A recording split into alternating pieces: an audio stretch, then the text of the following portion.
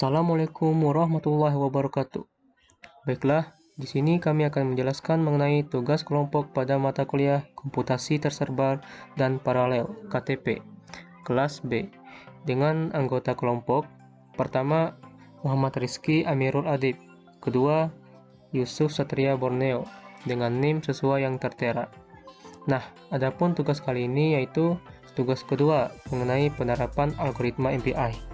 Di sini kami akan menjelaskan mengenai eksekusi program dan penjelasan codingan dari programnya. Nah, di sini pada video ini kami menggunakan folder 1 dan folder 11, yang dimana pada folder 1 terkait tentang count primes atau perhitungan bilangan prima. Sedangkan pada folder 11 terkait tentang average MPI atau perhitungan rata-rata. Oke, tanpa basa-basi, langsung saja kita ke proses atau pembahasannya. Baiklah, di sini kami menggunakan VirtualBox untuk menjalankan OS Ubuntu-nya. Jadi kami menjalankannya di OS Ubuntu. Oke, saya menyimpan foldernya di sini. Nah, oke, di sini kami menggunakan folder 1 dan folder 11, yang dimana pada folder 1 mengenai count prime atau perhitungan bilangan prima. Nah, untuk folder 11-nya terkait average MPI atau perhitungan rata-rata.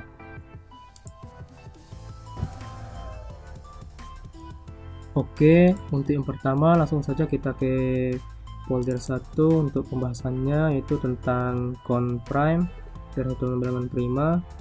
Langsung saja kita ke eksekusi program. Caranya pada lokasi filenya ini kita buka terminal. Nah, maka secara otomatis akan berada pada lokasi filenya tadi. Nah, sebelum itu kita lihat isi foldernya dulu untuk melihat nama file yang akan kita compile. Nama filenya yaitu countprime.cpp. Oke, langsung saja kita compile. Caranya mpi c++, terus nama filenya countprime.cpp, terus -o, terus membentuk file baru namanya countprime. Nah, mpi c++ di sini karena format file yang akan kita compile yaitu .cpp, makanya kita menggunakan mpi c++. Nah, langsung saja kita compile, enter. Compile-nya berhasil, kita lanjut run. Caranya mpi exec, terus min mp4, terus nama file yang telah kita bentuk tadi namanya countprime. Nah, 4 di sini digunakan untuk jumlah proses yang digunakan untuk mengeksekusi program countprime-nya. Nah, langsung saja kita run, enter. Nah, hasilnya seperti ini. Ada waktunya juga. Hasilnya seperti ini.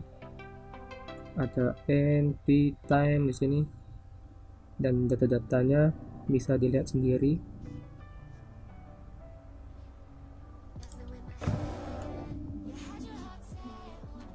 Baiklah, sekarang kita lanjut untuk penjelasan mengenai codingannya, yaitu codingan yang telah kita eksekusi tadi. Countprime itu ini, kita buka filenya. Nah, file codingannya seperti ini. Oke, sini terdapat include library untuk pemanggilan library yang dibutuhkan. Di sini terdapat pemanggilan fungsi dan prosedur. Nah, di sini program utamanya, isinya ini ada deklarasi variabel dan isi variabelnya. Di sini nlow isinya 1, nhigh 50. Nah, di sini gunanya untuk apa? Banyak baris datanya, seperti program yang telah kita eksekusi tadi, baris datanya itu dari 1 sampai 50 seperti ini. Nah, baris datanya dari 1 sampai 50. Nah, dan untuk n faktornya isinya sama dengan 1. N faktor ini untuk iterasi. Nah, di sini juga terdapat pemanggilan MPI init untuk inisialisasi, dan di sini juga terdapat conditional if jika ir-nya ini tidak sama dengan 0, maka akan eksekusi baris ini. Nah, di sini juga terdapat pemanggilan MPI comSize untuk mendapatkan nomor dari prosesnya, dan ini pemanggilan MPI comRan untuk determine proses run-nya. Terus di sini juga terdapat conditional if jika ID sama dengan 0, maka akan mengeksekusi ini. Nah, di sini juga terdapat pendefinisian variabel, itu n sama dengan nlow, yang dimana nlow ini nilainya tadi nlow nilainya sama dengan 1.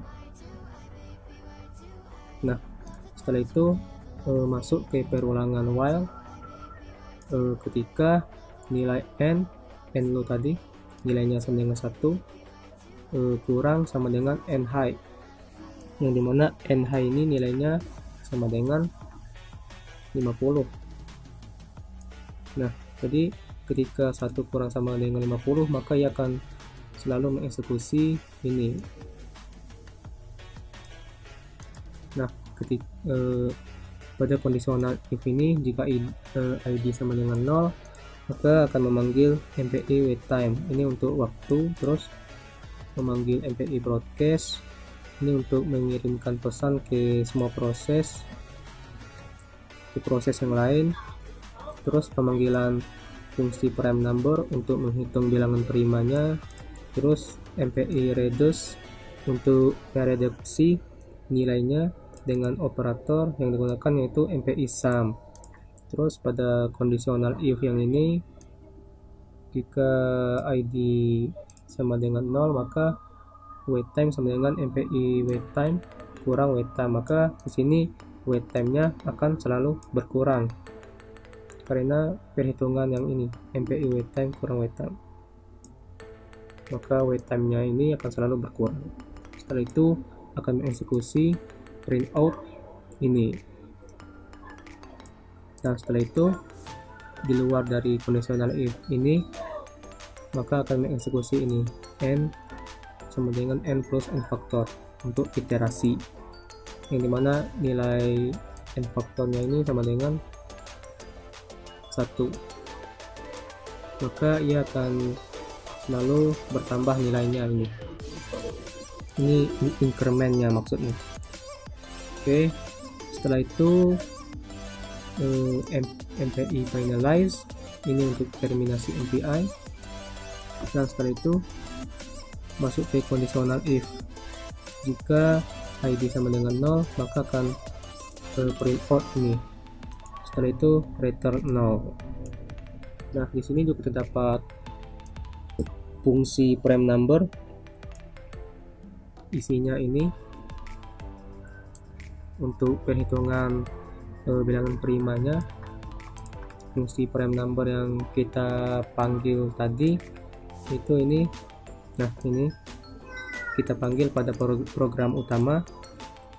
Nah, setelah itu terdapat juga prosedur timestamp yang kita panggil pada program utama tadi. Nah, isi codingan, isi prosedurnya ini untuk menampilkan waktu tadi. Nah, codingannya seperti ini. Oke. Nah, mungkin seperti itu mengenai penjelasan codingan dan eksekusi program on-prem-nya.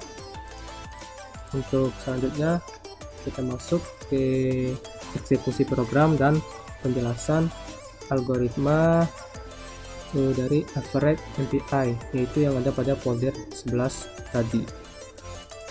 Baik, sekarang kita masuk ke folder 11. untuk eksekusi programnya dan penjelasan codingannya. Baik, pertama kita eksekusi programnya dulu. Untuk caranya sama seperti yang tadi. Pertama kita klik kanan, baru terminal. Nah, ini setelah muncul maka akan otomatis ke file directory. Pertama kita klik dulu ls untuk melihat foldernya di mana supaya mudah nanti. Nah, nama filenya ini. Nah, lalu caranya karena ini filenya .cpp, maka sama seperti yang tadi, kita klik MPI C++, lalu kita ketik average mpi.cpp, lalu membuat folder baru dengan nama avg. Setelah itu kita langsung aja compile, klik enter. Nah, setelah compile-nya berhasil, nah selain kita bisa mengeran dengan mpi.exe, kita ada cara lain nih dengan menggunakan mpi.run. Nah, kita ketikkan mpi.run in np3.average. Nah, sama seperti yang tadi, min np3 itu menyatakan bahwa jumlah proses yang digunakan itu 3. Nah, langsung saja kita enter untuk run atau mengkompilnya.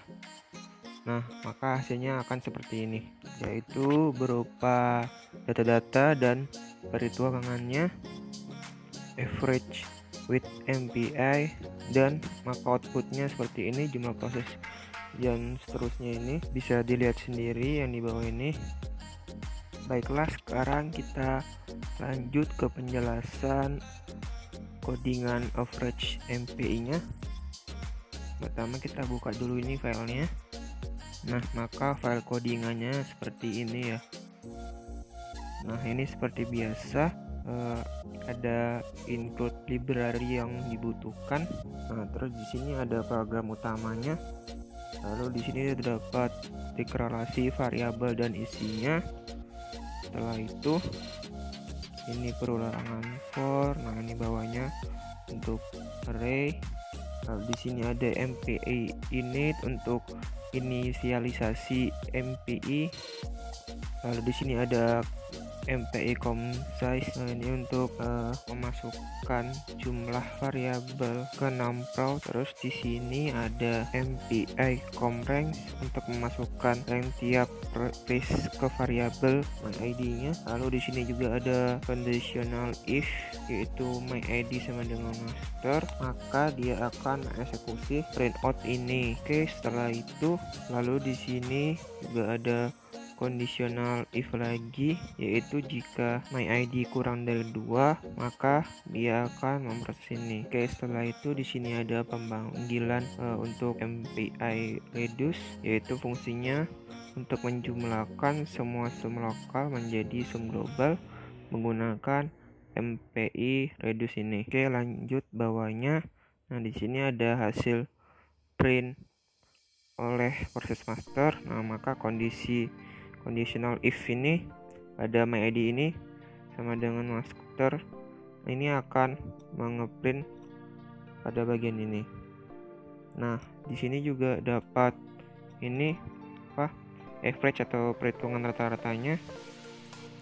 Lalu di sini ada MPI send dalam conditional if ini itu untuk mengirim average ke master menggunakan MPI send. Setelah itu pada conditional if ini, nah ini jika if my kondisi id-nya sama dengan 2 maka akan mengeksekusi garis ini.